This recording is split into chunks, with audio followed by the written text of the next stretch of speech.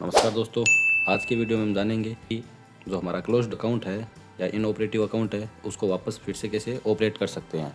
कुछ बैंक्स में इनको डोरमेंट अकाउंट बोलते हैं, कुछ इसको फ्रीज अकाउंट बोलते हैं, कुछ इसको इनऑपरेटिव अकाउंट बोलते हैं और कुछ इसको टेम्परेरी क्लोज्ड बोलते हैं।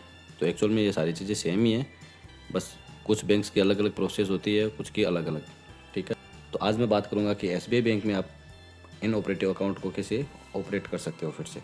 तो सबसे पहले हम बात करेंगे कि इनऑपरेटिव अकाउंट होता क्या है। बेसिकली इनऑपरेटिव अकाउंट है, उसमें आप सिर्फ बैलेंस चेक कर सकते हो और अदर कोई भी एक्टिविटी है वो आप नहीं कर सकते।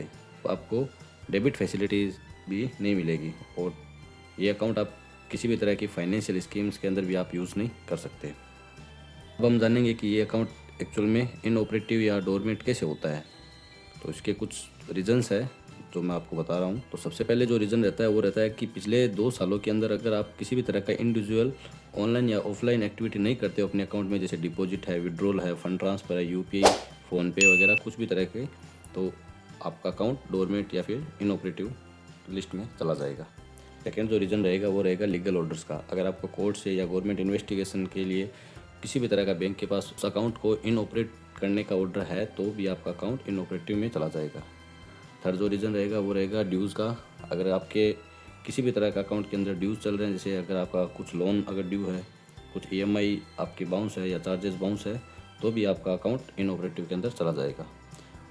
और फोर्थ जो रहेगा वो रहेगा सस्पिशियस एक्टिविटी। इसके अंदर किसी भी तरह का अनऑथोराइज्ड पेमेंट है या अनऑथोराइज्ड रिसिप्ट है या किसी भी तरह का फ्रॉड हो गया आपके अकाउंट के अंदर, या फिर बल्क के अंदर एक साथ कई सारे ट्रांजैक्शन हो रखे हैं, तो भी आपका अकाउंट इनऑपरेटिव के अंदर चला जाएगा। अब मेन जो क्वेश्चन रहता है वो रहता है कि इनऑपरेटिव अकाउंट को वापस से ऑपरेट कैसे कर सकते हैं। तो इसके लिए डॉक्यूमेंट्स क्या क्या चाहिए वो मैं बताता हूँ। तो इसमें आपको आधार कार्ड की कॉपी, पैन कार्ड की कॉपी, बैंक पासबुक और 2 फोटोज़ और एक केवाईसी जो आपको ब्रांच से मिलेगी, और एक ये रहेगा आपका केवाईसी अपडेशन का फॉर्म। कुछ कंडीशन में आपको एप्लीकेशन के लिए भी बोला जा सकता है कि अलग से एप्लीकेशन लिख के देनी पड़ेगी, तो वो भी आपको करनी पड़ेगी। फिर जो रहेगा वो रहेगा आपका अदर रिलेटेड डॉक्यूमेंट्स, जो भी आपकी प्रॉब्लम है या फिर जिस कारण से आपका अकाउंट फ्रीज़ हुआ है, इनऑपरेट हुआ है, तो उससे रिलेटेड जो भी डॉक्यूमेंट्स रहेंगे वो भी आपको साथ में अटैच करने पड़ेंगे। जैसे अदर डॉक्यूमेंट्स के अंदर मैंने यहाँ पे आपको स्लाइड दे रखी है। अगर आपका अकाउंट फ्रॉड और सस्पिशियस ट्रांजैक्शन के लिए इनऑपरेट हुआ है तो आपको जो भी आपने एफआईआर करवाई है उसकी कॉपी चाहिए होगी। अगर आपका अकाउंट लीगल और इन्वेस्टिगेशन के लिए हुआ है तो उस कंडीशन में आपको कोर्ट की एनओसी चाहिए होगी। थर्ड जो रहेगा वो रहेगा ड्यूज़ के लिए। ठीक है, तो अगर आपका किसी भी तरह के ड्यूज़ के लिए आपका अकाउंट फ्रीज हुआ है, उस कंडीशन में जो लोन आपका ड्यू है उसका आपको लोन को बंद करवा के उसका फोरक्लोज लेटर है वो बैंक में देना पड़ेगा। और जो लास्ट रहेगा वो रहेगा मेंटेनिंग का। इसका मतलब ये है कि अगर आपने 2 साल से किसी भी तरह का लेन देन नहीं किया है तो उस कंडीशन में आपको KYC updation form, KYC, photo और सुविधा फॉर्म, तो ये सारी चीज़ें आपको साथ में चाहिए होगी।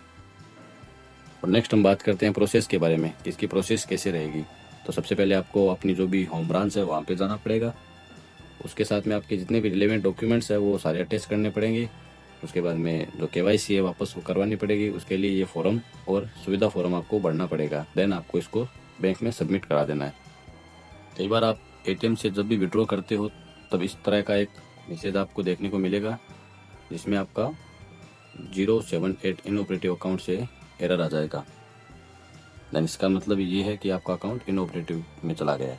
तो यहाँ पे मैंने केवाईसी अपडेशन फॉर्म है वो एज ए सैम्पल के रूप में मैंने भर रखा है, जिसमें ब्रांच नेम है, ब्रांच के कोड है, customer ID, account number, name, date of birth, gender, father's name, dependents etcetera मैंने यहाँ पे भर रखा है। यहाँ पे भी आपको दिक्कत आती है तो आप मुझे कमेंट में पूछ सकते हो।